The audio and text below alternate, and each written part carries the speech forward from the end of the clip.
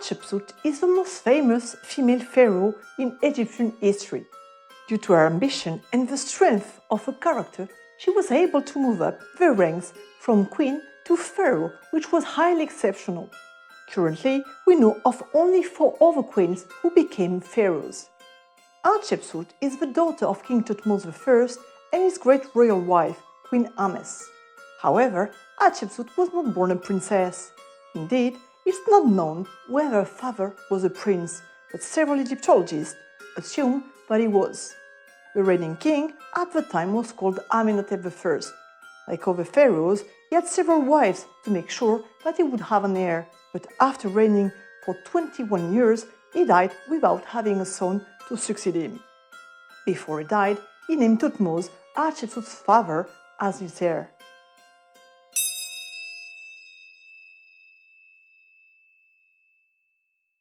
The young princess received her education in the royal palace, and when her father died, she married her half-brother Thutmose II, the son of her royal wife Nefret.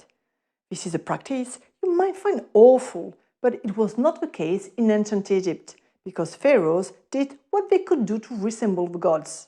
As such, they followed the example of the most famous divine couple, Osiris and Isis, who were siblings married to each other, just like their parents and grandparents before them.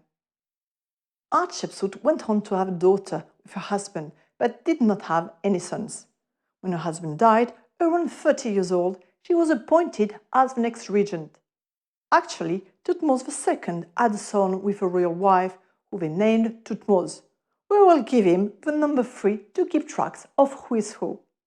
Since little Thutmose III was still a child, and obviously too young to rule a country, Queen Hatshepsut held power until the boy became old enough to reign.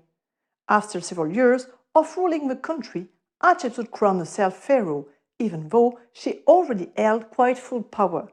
This is when many historians started making up all sorts of stories about her. Some said that she seized the throne or that she snatched power from Thutmose III, making her sound like some sort of manipulative witch, but none of this was true. And their theories were untrue for several reasons.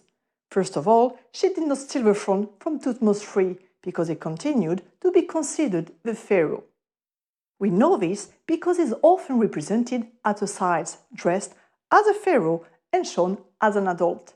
Besides, every time there is a new king, the calendar starts all over again with year 1, 2 or 3 of a pharaoh's reign. Well, the years of Thutmose III's reign were never interrupted. There were simply 2 pharaohs ruling over Egypt at the time, with only one who governed since the other one was a child. So Hatshepsut did not seize power for herself, and she did not deprive the child king of the throne. And neither did she get him killed.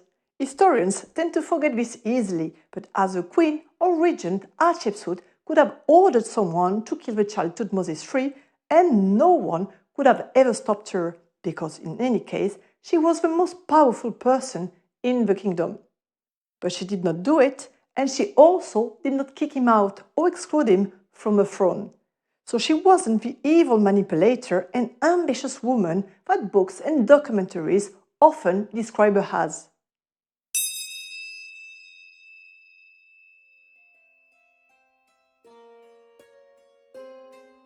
Two major developments took place during Hatshepsut's reign. The first one deals with the close ties she established with the exotic country of Punt, located in eastern Africa. She sent several huge boats over there to bring back exotic products and a tree that was known in Egypt, which the ancients called an incense tree. The second one is the construction of a splendid temple in Deir Bahari, which was unique because it did not look like other Egyptian temples. It was built by the architect Senenmut, who held several important positions in Hatshepsut's palace, one of which was steward of her daughter, Princess Neferura.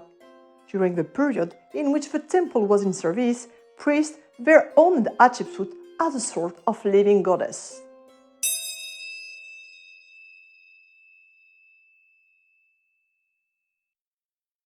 Two decades after her death, at around the age of 50, Thutmose III ordered the destruction of all images and cartouches depicting Hatshepsut as pharaoh.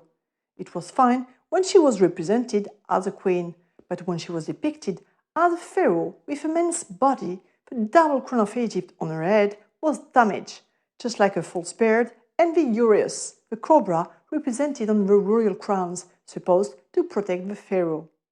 So statues or two-dimensional representations of her were not randomly damaged. If Thutmose III had hated Hatshepsut, he would have had all her images destroyed. Obviously, he wanted people to remember that before Hatshepsut and before he reigned over Egypt with her, he was, first of all, the son of Thutmose II and his sole heir. Despite the widespread destruction, not all of Hatshepsut's images were destroyed, and this incredible woman became of the most significant and fascinating personalities in Egyptian history.